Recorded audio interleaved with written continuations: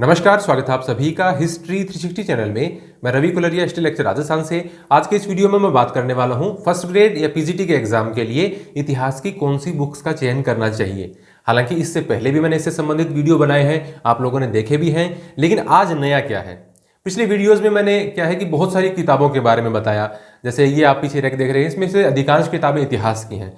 तो मैंने आधुनिक काल के लिए बहुत सारी किताबों का जिक्र करके उसमें से कुछ 2-3 किताबें आपको अच्छी बताई, फिर मध्यकाल में, प्राचीन काल में, विश्व इतिहास में, और इसी प्रकार से क्वेश्चन बैंक के बारे में।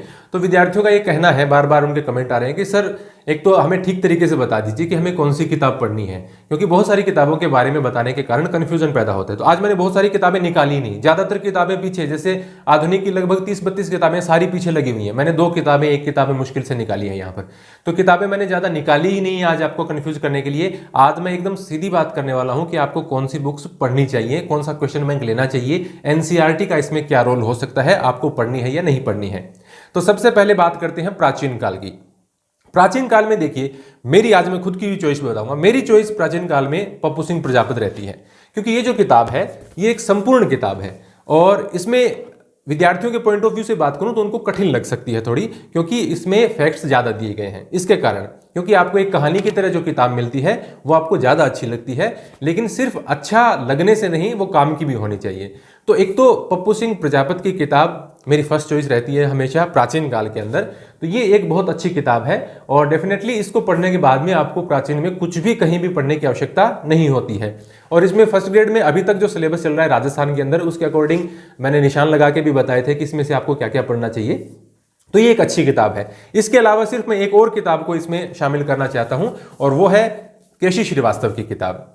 बहुत सारे विद्यार्थियों, हालांकि कोई केसी श्रीवास्तव की किताब आप ये सोचते हो कि छोटी किताब है, नहीं, पप्पू सिंह प्रजापत की किताब से ज्यादा ही पेज है इसके अंदर। लेकिन इसमें क्या है कि थोड़ा सा फ्लो में, इस प्रकार से आपको, जैसे अभी मैं बता रहा था ना, एक कहानी की तरह, तो आपको पढ़ने में थोड़ा सा इंटरेस्ट आता है और ज्यादा आपको कठिन नहीं लगती। लेकिन पप्पू सिंह प्रजापत की बुक की तरह ये ज्यादा अपडेटेड नहीं है, पुराने एडिशन ही इसके बार बार चल रहे हैं। और दूसरी बात, कुछ जो आधुनिक फैक्ट्स वगैरह हैं या और जो नए तरीके के क्वेश्चन पूछे जा रहे हैं आजकल की परीक्षाओं में, उनका इसमें आपको अभाव मिलेगा उस तरह के फैक्ट्स का। तो एक थोड़ा सा वीक पॉइंट मैं मान सकता हूं इसका, लेकिन बहुत से विद्यार्थी इसके साथ जाते हैं, इससे सेलेक्ट भी होते हैं, कोई इशू नहीं है। आपको वो कठिन लगती है, यदि आपको प्रॉब्लम आ रही है, तो आप निश्चित रूप से केसी श्रीवास्तव के साथ जा सकते हैं। इसके अलावा पीछे किताबों का प्राचीन में ढेर लगा है, लेकिन मैं उनके बारे में चर्चा नहीं करना चाहूंगा। और सामान्यतः जैसे कुछ विद्यार्थी, मुझे पता है क्या पढ़ते रहते हैं, सौरभ चौबे पढ़ते हैं, तो वो पढ़ रहे हैं तो भी कोई ज्यादा इशू वाली बात नहीं है। लेकिन मेरी चॉइस इसमें हमेशा पप्पू सिंह प्रजापत है, दूसरी चॉइस मेरी इसमें केसी श्रीवास्तव है। लेकिन आपको 2 नहीं पढ़नी है, एक ही पढ़नी है, एक पढ़ ले वो बहुत है। अब बात आती है मध्यकाल की। मध्यकाल में देखिए, मेरी चॉइस में आपको बताऊं तो मुझे एलपी शर्मा की किताब अच्छी लगती है। और एलपी शर्मा, आपने जो भी सेलेक्ट हुए हैं उनसे आप पूछ के देख लेना, बहुत सारे विद्यार्थी एलपी शर्मा को ही पढ़ते हैं। इसके अलावा जो मैंने पीछे भी बताई हैं, और यदि आप सौरभ चौबे पढ़ रहे हैं या आप एस के पांडे की किताब पढ़ रहे हैं, तो भी आपको, यदि आप उनसे तैयारी करते आ रहे हैं, तो उसमें आपको दिक्कत वाली बात नहीं है कि आप उसको छोड़ दें और एलपी शर्मा को ले लें, ऐसी भी कोई विशेष बात नहीं है। लेकिन मेरी चॉइस इसमें एलपी शर्मा रहती है और एस के पांडे और सौरभ चौबे मैं खुद ही रिकमेंड करता आया हूं, इसमें कोई दिक्कत वाली बात नहीं है। तीनों लगभग सेम किताबें हैं और ज्यादा आपको दिक्कत नहीं आएगी। एलपी शर्मा आसान भाषा में है, काफी इंपॉर्टेंट किताब है, और इसी तरह एस के पांडे की किताब भी अच्छी है और सौरभ चौबे भी अच्छी है। लेकिन यदि आप एक किताब, जैसे मुझे अभी ये एक्सपीरियंस, मैं अचानक वीडियो मैंने क्यों बनाया कि मुझे 2-4 दिन पहले किसी साथी ने यह बताया कि मैं तो आप पर छोड़ता हूं, मुझे इतिहास की किताबें लाकर दे दो फर्स्ट ग्रेड के लिए। तो मैं उसको एलपी शर्मा ही उठाकर लाके दिया मैंने उसको। लेकिन समय समय पर जब मैं इसमें से कई टॉपिक पढ़ता हूं तो मुझे ज्यादा अच्छे लगते हैं, तो मैं इसको भी बताता रहता हूं। इसमें और इसमें आप ये मान सकते हैं 0.01% का भी इधर उधर थोड़ा सा अंतर आपको मिल सकता है, बाकी कोई ज्यादा दिक्कत वाली बात नहीं है। थोड़ा सा लैंग्वेज वगैरह में हो सकता है, लेकिन दोनों में से कठिन किसी की भी नहीं है। तो आप इन तीनों में से कोई भी किताब पढ़ रहे हैं तो आपको कोई परेशानी वाली बात नहीं है। अब बहुत सारे विद्यार्थियों के मन में ये कंफ्यूजन होगा कि मैंने इससे पहले जेल मेहता के 3 पार्ट के बारे में बताया है, हरिश्चंद्र वर्मा की किताबों के 2 पार्ट के बारे में बताया है, इसके अलावा पप्पू सिंह प्रजापत की तराइन से पानीपत या उनकी मुगलकालीन भारत आने वाली है, उनके बारे में बताया। तो क्या उसका, अब जो हम वो पढ़ रहे हैं, उसका क्या करें फिर? देखिए, सीधी बात डायरेक्ट बताता हूं मैं आपको, ये 3 किताबें हैं। जेल मेहता के 3 पार्ट इनसे बेहतर हैं, इनमें से किसी भी किताब से। पप्पू सिंह प्रजापत के जो 2 पार्ट, एक आया हुआ है एक आएगा, वो इनसे निश्चित रूप से कहीं बेहतर है। और हरिश्चंद्र वर्मा के 2 पार्ट भी इनसे बेहतर हैं। लेकिन हरिश्चंद्र वर्मा के जो 2 पार्ट हैं वो इस सिंगल किताब से दोनों अलग अलग भी काफी डबल डबल है, यानी इससे लगभग 2 गुना 2.5 गुना मैटर है उसके अंदर। तो यदि आप ये समझते हैं कि आप उतना पढ़ भी सकते हैं और याद भी रख सकते हैं और एग्जाम में उसके अकॉर्डिंग आप जो जैसे उसमें इतनी इतनी कथन है कई किताबों के अंदर, तो आपको समझ में नहीं आएगा कौन सा फरिश्ता का है कौन सा बरनी का है। मैं 99% विद्यार्थियों के लिए बात कर रहा हूं। 1% विद्यार्थी कई बार ऐसे होते हैं कि उन्हें तो कुछ भी दे दिया जाए वो याद कर लेते हैं, उनकी मैं बात नहीं कर रहा। सामान्य तौर से विद्यार्थियों को इससे ज्यादा याद होता नहीं है और आपको 100% पेपर मिले ऐसा उसकी कोई गारंटी किसी भी किताब को पढ़ने की बात नहीं मिलती। लेकिन एडवांस किताब आप पढ़ेंगे तो आपको निश्चित रूप से 2-4 क्वेश्चन ज्यादा मिल सकते हैं। लेकिन दिक्कत यह होगी कि आपके कुछ आसान क्वेश्चन भी गलत होने की संभावना बन जाती है क्योंकि आप उतनी सारी बातें याद नहीं रख पाते। तो मेरी राय में तो आपको इन तीनों में से एक पढ़ना चाहिए और फिर आपको ये लगे कि ये तो हमारी याद हो गई है और इसको बार बार अब पढ़ने की आवश्यकता नहीं है और टाइम भी बचा हुआ है, तो डेफिनेटली आप पप्पू सिंह प्रजापति की किताबें या हरिश्चंद्र वर्मा या जेएल मेहता की उनमें से कोई किताबें आप पढ़ सकते हैं। मेरी चॉइस इन तीनों में से एक किताब होगी। जैसे आप एलपी शर्मा वगैरह पढ़ते हैं तो आपको कोई दिक्कत नहीं आएगी। आधुनिक भारत, आधुनिक भारत में मैं सामान्यतः एक ही नाम लेता हूं, परीक्षावाणी। एकदम बहुत ज्यादा मोटी नहीं है, पर्याप्त मात्रा में बैलेंस्ड फैक्ट है, आपको याद करने में कोई इश्यू नहीं आएगा। एक अच्छी किताब है, पीजीटी तक के लेवल के लिए एक अच्छी किताब है। अब आधुनिक काल में अच्छी किताबों की भरमार है। अब कई विद्यार्थी जो स्पेक्ट्रम पढ़ रहे हैं वो भागकर परीक्षावाणी लेने मत जाना। स्पेक्ट्रम भी लगभग ऐसी ही किताब है, कुछ मामलों में इससे अच्छी हो सकती है, कुछ मामलों में इससे कमी हो सकती है। स्पेक्ट्रम मैंने निकाली नहीं आज सारी किताबें जो पीछे लगी हुई हैं। स्पेक्ट्रम आप पढ़ रहे हैं तो आपको दिक्कत नहीं। एसके पांडे की किताब आधुनिक में ठीक है। अरविंद भास्कर की किताबों के बारे में जिक्र क्या करना, वो बहुत अच्छी किताबें लिखते हैं और उनकी दोनों किताबें कोई पढ़ लेता है आधुनिक में तो निश्चित रूप से उसके सबसे ज्यादा क्वेश्चन सोल्व कर पाएगा। वो संभावना है उसमें से बाकी किताबों से 1-2 क्वेश्चन ज्यादा ही आते हैं हर बार एग्जाम में। लेकिन बात वही है कि क्या आप उतना याद रख सकते हैं? मैं तो नहीं रख सकता। और कोई बहुत सारे विद्यार्थी भी मुझे मिलते हैं कि सर हम पढ़ तो लेते हैं ये, लेकिन 2-3 बार पढ़ने के बाद में भी चीजें याद नहीं रह रही। तो मेरी राय ये है कि एक बार आप मैटर कम सेलेक्ट करें और उसको पढ़ के देखें। आपको लगता है कि हम तो इससे ज्यादा भी याद कर सकते हैं तो डेफिनेटली आपको अरविंद भास्कर की किताबों के साथ जाना चाहिए। लेकिन आप इसमें एसके पांडे या जो पीएल गौतम की किताब, सॉरी मैं भूल गया, पीएल गौतम की किताब है या स्पेक्ट्रम है वो पढ़ रहे हैं तो भी कोई इश्यू नहीं है, वो सारी अच्छी किताबें हैं, ये भी अच्छी किताब है। लेकिन सामान्यतः मैं इसको महत्व देता हूं क्योंकि इसमें जो फैक्ट वगैरह है वो काफी अच्छे तरीके से बैलेंस करके दिए हुए हैं, याद करने में भी इसको आसानी होती है। लेकिन spectrum, PL Gautam, SK Pande, इस प्रकार की जो किताबें हैं, 1-2 और भी होंगे, मैं नाम भूल रहा हूँ अभी क्योंकि मैं आगे रख लेता हूँ तो याद आ जाती है। तो ये मेरी चॉइस रहेगी। अरविंद भास्कर की किताब आप पढ़ते हैं तो डेफिनेटली इससे बेटर रहेगी। लेकिन यदि आपको लगता है कि आप उतना याद रखते हैं तो ही उसका चयन करना। मेरी राय में आपको परीक्षावाणी के साथ जाना चाहिए। अब बात आती है विश्व इतिहास की। जैसे यूपी पीजीटी वगैरह में विश्व इतिहास नहीं आता, राजस्थान में आता है, डीएसएसबी में आता है।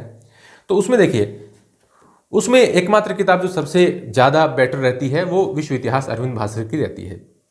इसमें एक थोड़ा सा इशू ये रहता है कि जो आपके फैक्ट वगैरह है वो बोल्ड किए हुए या अलग से सारणी बनाए हुए या सार वगैरह इस प्रकार से आपको नहीं मिलता है। लेकिन फिर भी ओवरऑल यदि खासतौर से आरपीएससी फर्स्ट ग्रेड का यदि आप सिलेबस देखेंगे, डीएसएसबी जो DSSS भी है वो पीजीटी उसका सिलेबस देखेंगे तो उसके अकॉर्डिंग जो सारे टॉपिक्स को शामिल करती हो, जरूरी फैक्ट्स को शामिल करती हो, तो वो सबसे बेहतर किताब अरविंद भास्कर की है। इसके अलावा कोई और ऑप्शन हो सकता है क्या? बहुत सारे ऑप्शन है वैसे तो, लेकिन एक ये जो राज पैनोरमा की आती है आधुनिक विश्व इतिहास का सर्वेक्षण, ये अच्छी किताब है। लेकिन इसमें दिक्कत यह है कि इसमें प्राचीन काल का जो इतिहास है उसके टॉपिक्स इसके अंदर नहीं है। बाकी इसमें जो लिखने का तरीका वगैरह है या जो फैक्ट्स वगैरह ठीक तरीके से मेंशन करके देने का है, वो काफी अच्छा काम आधुनिक विश्व इतिहास में इसमें कर रखा है।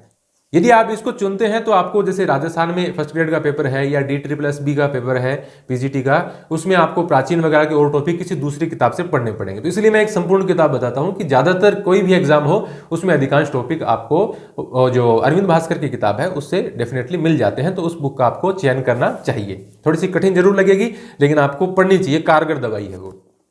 अब इसके बाद में बात आती है क्वेश्चन बैंक की। क्वेश्चन बैंक मैंने आपको बहुत सारे रिव्यू कर करके बताए हैं, दृष्टि के बताए हैं, घटना चक्र का मैंने रिव्यू किया है, एसके पांडे का रिव्यू किया है, एक सुगम वाला आता है उसका भी रिव्यू किया है, एक आध और भी किया होगा मैं भूल गया हूँ, एक जैसे यूथ, ये तो मैंने रखा है। अभी तक जितने भी क्वेश्चन बैंक उपलब्ध है मार्केट में उसमें से यदि आपको कोई एक क्वेश्चन बैंक का चयन करना हो तो आपको यूथ कॉम्पिटिशन टाइम का चयन करना चाहिए पीजीटी के लिए। एजीपी का मैं बताता हूं, जैसे नेट JRF के ओल्ड पेपर्स के लिए एजीपी वाला बहुत अच्छा आता है। और भविष्य में यदि एजीपी वाले पीजीटी के लिए कोई निकालते हैं तो हम उसको लाएंगे, रिव्यू करेंगे, बात करेंगे कैसा है। लेकिन आज तक जितने भी उपलब्ध हैं मार्केट में, उनमें से ये सबसे अच्छा क्वेश्चन बैंक है। इसके अलावा संभावना क्या है कि जैसे एजीपी का कभी आ जाए, अभी तो मुझे कोई सूचना नहीं है कि आ रहा है, क्या लिख भी रहे हैं कि नहीं, मैं कोई कॉन्टेक्ट में नहीं हूँ। इसके अलावा पप्पू सिंह प्रजापति, अरविंद भास्कर और एक शायद कुलदीप फेनिन, उनका एक आने की संभावना है, लेकिन अभी नहीं आएगा। उसमें कम से कम 2-4 महीने का टाइम तो लगेगा। वो कह रहे हैं कि फर्स्ट ग्रेड का जो राजस्थान में एग्जाम है उसके कम से कम 2 महीने पहले हम निकाल देंगे। तो वो काफ़ी डिटेल में और अच्छे तरीके से रिसर्च करके अच्छी किताबें भी लिखते रहे हैं। तो संभावना है कि उनका एक बहुत अच्छा क्वेश्चन बैंक हमारे हाथ में आ जाए। लेकिन वो अभी मैं कहूं कि इसी महीने या अगले महीने आने की संभावना मुझे नहीं लगती है। वो जब भी आएगा मैं उसका रिव्यू करके बताऊंगा कि वो कैसा है, लेकिन वो एक संभावना है। तो तब तक यदि आप अपने तीनों कालों की किताबें पढ़ना चाहते हैं और बाद में क्वेश्चन बैंक का स्कोप रखना चाहते हैं तो आप उसका वेट कर सकते हैं। लेकिन यदि आप चाहते हैं, जैसे मैं पढ़ने का आपको तरीका बताऊं, मेरी राय में कैसे पढ़ना चाहिए। जैसे आपने प्राचीन काल शुरू किया और आपने जो पाषाण काल वगैरह है उसके बारे में सारी चीज़ें पढ़ ली, जो भी है, ताम्र पाषाण काल है, लोह संस्कृतियां हैं, जो महापाषाण काल, वो सारी चीज़ें आपने पढ़ ली। फिर आपको क्या करना चाहिए कि एक क्वेश्चन बैंक जो भी आपके पास है, या जैसे मैं यूथ का बता रहा हूँ, इसमें उस टॉपिक में जाइए। उसमें पिछले एग्जाम्स में बहुत सारे जो और स्टेट्स में भी एग्जाम होते रहते हैं, उनमें कौन से क्वेश्चन पूछे गए हैं उनको सोल्व करने का प्रयास कीजिए। फिर आपको ये तरीका पता चल जाएगा कि भाई हाँ, हमने टॉपिक में पढ़ा था उसमें से कौन कौन से क्वेश्चन आ रहे हैं, क्या हमें छोड़ देना चाहिए, किस पर हमें ज़्यादा फोकस करना चाहिए। तो वो एक बैलेंस आपका तैयार हो जाता है। तो मैं तो इसी प्रकार से रिकमेंड करता हूं, जब भी बताता हूं कि आप एक टॉपिक बहुत अच्छे तरीके से पढ़िए, उस टॉपिक के आप क्वेश्चन सॉल्व कीजिए, आपकी एक अच्छी तैयारी बनती चली जाती है। आप हर टॉपिक के साथ ऐसे कर सकते हैं। तो अभी आपको लेना है तो आपको यूथ कंपटीशन टाइम ले सकते हैं। मैं इन सभी किताबों के डिस्क्रिप्शन में लिंक वगैरह डाल दूंगा, वहां से आप बाय कर सकते हैं। तो ये एक अच्छा है, और भविष्य में यदि कोई इससे अच्छा आता है तो मैं उसके बारे में बताने का प्रयास आपको जरूर करूंगा, क्योंकि मैं इतिहास के तो जो भी किताब आती है लपक ही लेता हूँ, उसको तुरंत रिव्यू कर देता हूँ, क्योंकि हमारा स्पेसिफिक चैनल है वो इतिहास के लिए बना हुआ है। लेकिन जो आरपीएससी फर्स्ट ग्रेड का एग्जाम है उसके फर्स्ट पेपर के लिए भी मैं काफी कुछ बताने की कोशिश करूंगा।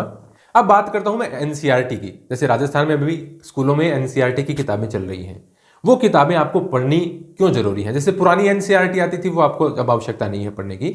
नई एनसीईआरटी क्यों पढ़ने की आवश्यकता है, आप पिछले किसी भी एग्जाम का ट्रेंड उठाकर देख लीजिए, बहुत सारे क्वेश्चन स्कूलों की किताबों से बिल्कुल डायरेक्ट पूछे जाते हैं। अब आप कहेंगे कि हमने 3 काल के लिए अच्छी बुक का चयन किया है, विश्व इतिहास के लिए अच्छी बुक का चयन किया है, हम क्वेश्चन बैंक भी सॉल्व कर रहे हैं, उसके बाद में एनसीईआरटी की क्या जरूरत है। जरूरत मैं आपको बताता हूं कैसे है। आपने तीनों काल के लिए किताबें पढ़ी, विश्व इतिहास की किताब पढ़ी, आप कभी भी उन किताब को पूरी तरीके से याद नहीं रख पाएंगे, कोई नहीं रख पाता। यदि ऐसा होता तो एग्जाम में क्वेश्चन गलत क्यों होते, हम डाउट में रह जाते हैं या कंफ्यूजन हो जाता है क्वेश्चन में। लेकिन यदि आपने स्कूल की किताबें पढ़ी हैं, जैसे 6, 7, 8 में भारत के इतिहास की 3 किताबें हैं, 9, 10 में विश्व इतिहास की किताबें हैं, कुछ थोड़ा बहुत उसमें पोर्शन इंडिया का भी है। इसके अलावा जो 11th की किताब है वो 11th की आपको पूरी नहीं पढ़नी होती, उसमें कुछ जो आपके सिलेबस के अकॉर्डिंग जो चैप्टर हैं 2-4 वही पढ़ने होते हैं। इसके अलावा 12th की तीनों किताबें अच्छी किताबें हैं। अब इन स्टैंडर्ड की किताबों को पढ़ने के बाद में उनके पढ़ने का फायदा ये है कि उसमें बहुत सा ज्यादा कोई फैक्ट है नहीं।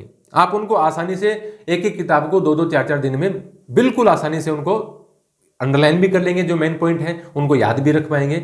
अब जब डायरेक्ट क्वेश्चन पूछे जाते हैं, यदि आपको उन्हें एनसीईआरटी पे फोकस किया होगा स्कूल की किताब पे, तो आपको डायरेक्ट एग्जाम में जब क्वेश्चन आएगा तो आप तुरंत उसका आंसर कर देंगे। मान लीजिए कि जो स्कूल में 12th तक की किताबें हैं, 6 से 12 की किताबें, उनमें से 20 क्वेश्चन भी आ गए, 25 क्वेश्चन भी आ गए, तो आपको पूरे सही हो जाएंगे, क्योंकि बहुत ज्यादा फैक्ट नहीं है। जैसे मैं उदाहरण के लिए बताऊं आपको, जैसे 10वीं कक्षा में पहला चैप्टर है यूरोप में राष्ट्रवाद का उदय, उसमें मेटरनिक का एक कथन है जुसेपे मैत्सिनी को लेकर, जिसे आप मैजिनी बोलते हैं, मैजिनी को लेकर। इसके अलावा एक जब फ्रांस सीखता है यूरोप को जुकाम हो जाता है, इस प्रकार का उनका एक कथन है। अब उसमें ऐसे 2 कथन दिए गए हैं पहले चैप्टर में। अब आप सिर्फ 2 ही कथन पढ़ेंगे तो आपके दिमाग में रह जाएगा कि मेटरनिक ने मैत्सिनी के लिए ये कहा है और मेटरनिक ने फ्रांस और यूरोप के संबंध में ये कहा है। लेकिन आप विश्व इतिहास की जैसे अरविंद भास्कर की किताब पढ़ते हैं तो आपको बहुत सारे फैक्ट्स आप उसमें पढ़ेंगे, तो हो सकता है एग्जाम में जो क्वेश्चन आए वो आपको वो फैक्ट याद नहीं रहे या आपको वो कथन याद नहीं रहे किसी का। लेकिन एनसीईआरटी से आपने पढ़ा है तो आपने कुछ लिमिटेड फैक्ट्स पढ़े हैं, तो वो फैक्ट्स आपको तुरंत दिमाग में आ जाएंगे और जितने भी क्वेश्चन स्कूल की किताबों से आएंगे वो क्वेश्चन आपके सारे सही हो जाएंगे। तो ये एक फायदा निश्चित रूप से रहता है। और कुछ आपको उसमें फैक्ट जरूर अलग भी मिलते हैं एनसीईआरटी की किताबों में, ऐसा नहीं है, कि हर कुछ इसी के अंदर है, लेकिन 1-2% आपको एक्स्ट्रा भी मिलेगा। कुछ ऐसी भी बातें हैं जो आजकल आप देखते हैं कि कॉन्सेप्ट के आधार पर जो क्वेश्चन आते हैं वो आपके एनसीईआरटी से सॉल्व होने की संभावना है। तो ऐसा बिल्कुल भी नहीं है कि एनसीईआरटी पढ़ने का कोई फायदा नहीं है। एनसीईआरटी निश्चित रूप से पढ़िए। आपके जो कुछ क्वेश्चन जो सीधे किताबों से आएंगे, स्कूल की किताबों से, वो क्वेश्चन आपके गलत नहीं होंगे और उनमें से जो सारा सही करेगा उसका एक अच्छा स्कोर बनने की संभावना रहती है। तो कभी भी आप उसको अंडर एस्टिमेट मत कीजिए कि ये छठी की किताब का और पीजीटी में क्या रोल होगा। छठी की किताब से ऐसे क्वेश्चन आएंगे डायरेक्ट आपको पीजीटी के पेपर में मिल जाएंगे। तो आप ऐसी गलती मत करना कि आप एनसीईआरटी को छोड़ दें।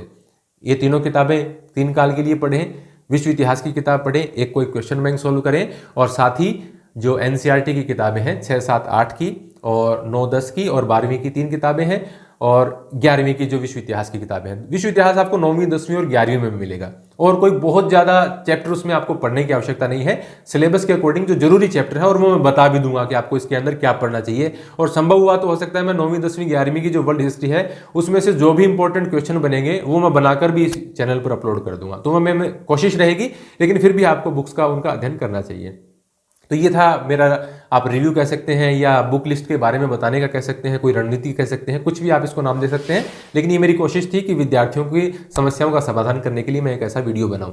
यदि आपको ये अच्छा लगा है तो लाइक ज़रूर करें, कमेंट ज़रूर करें, और इसके अलावा यदि आप नए हैं तो हमारे चैनल को सब्सक्राइब ज़रूर कर लें। धन्यवाद।